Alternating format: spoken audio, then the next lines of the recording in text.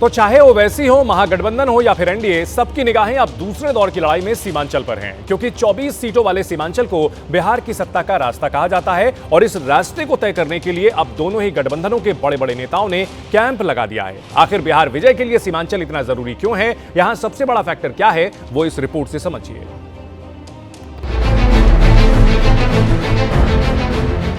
जिस सीमांचल में भर भरा कर आती भीड़ को देखकर मोदी गदगद हैं। ये दृश्य अपने आप में चुनाव का नतीजा क्या होगा, ये डंके की चोट पर साफ कर देता है। उसी सीमांचल में तेजस्वी यादव भी फुल कॉन्फिडेंट में चल रहे हैं। नौकरी चाहिए तो क्या करना होगा? चुपचाप लालटेन पर बटन दबाइए।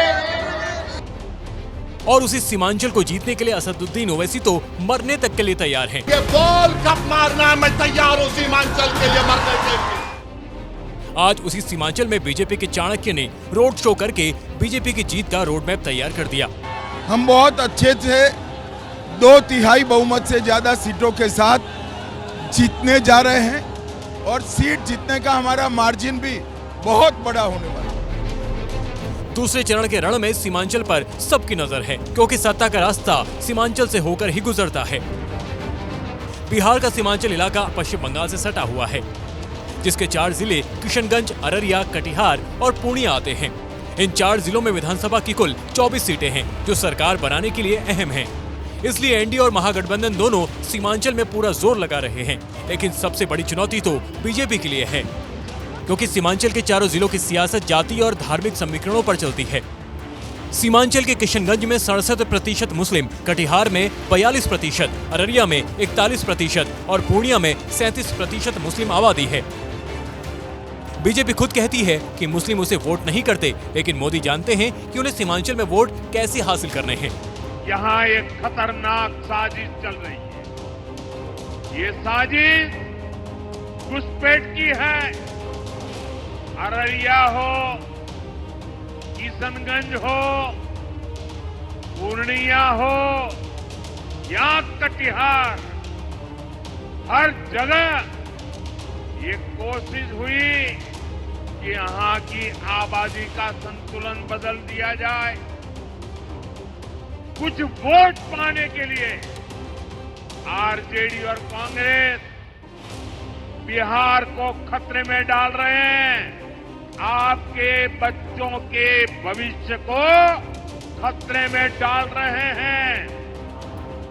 पिछले चुनाव में सीमांचल की 8 सीटें जीतकर बीजेपी सबसे बड़ी पार्टी बनी थी, लेकिन इस बार बीजेपी का टारगेट बड़ा है। इसलिए बीजेपी ने बहुत पहले ही सीमांचल जीतने का प्लान एक्टिव कर दिया था। सूत्रों के मुताबिक बीजेपी ने बिहार में जिन 12,000 कमजोर बूथों की पहचान की थी, उनमें ज्यादातर सीमांचल के बूथ थे।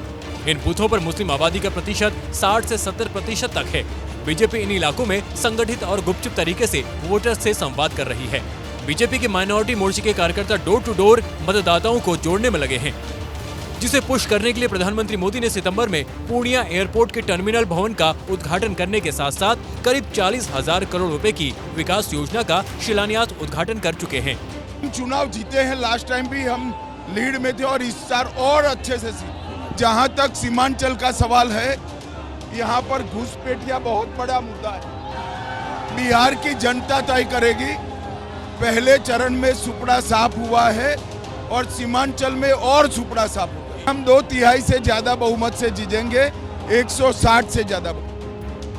बीजेपी तो सीमांचल में जीतने के लिए जी तोड़ मेहनत कर रही है, लेकिन उसे ओवैसी से भी उम्मीद होगी, क्योंकि पिछले चुनाव में सीमांचल की 24 में से 12 सीटें एनडीए ने जीती थी। महागठबंधन को सिर्फ 7 सीटें मिली थी। ओवैसी की पार्टी AIMIM ने 5 सीटें जीतकर सीमांचल में जबरदस्त एंट्री मारी थी। ओवैसी ने जो 5 सीटें जीती थी, उस पर आरजेडी और कांग्रेस की हार हुई थी। और इस बार के चुनाव में भी ऐसा होता दिखाई दे रहा है, क्योंकि ओवैसी इस बार भी पूरे जोर शोर से तेजस्वी के खिलाफ मुसलमानों को भड़काने में जुटे हुए हैं। तेजस्वी ने कहा कि ओवैसी चरमपंथी है, दहशतगर्द है। हम तेजस्वी को बोलेंगे, बाबू एक्सट्रीमिस्ट को तुम जरा अंग्रेजी में लिख के बता दो। हम उनको एक्सट्रीमिस्ट बोल नहीं सुनिए, हमको एक्सट्रीमिस्ट क्यों बोलता है? इसलिए बोलता है कि मेरे चेहरे पे दाढ़ी है, सर पे टोपी है, मैं नमाजी हूं। अब अगले चरण की वोटिंग में तय होगा कि ओवैसी किसका खेल बिगाड़ेंगे, क्योंकि इस बार तो जन स्वराज पार्टी ने भी सीमांचल में ताल ठोक दी है। अब देखना दिलचस्प होगा कि ये दोनों पार्टियां किसकी बी टीम साबित होती हैं।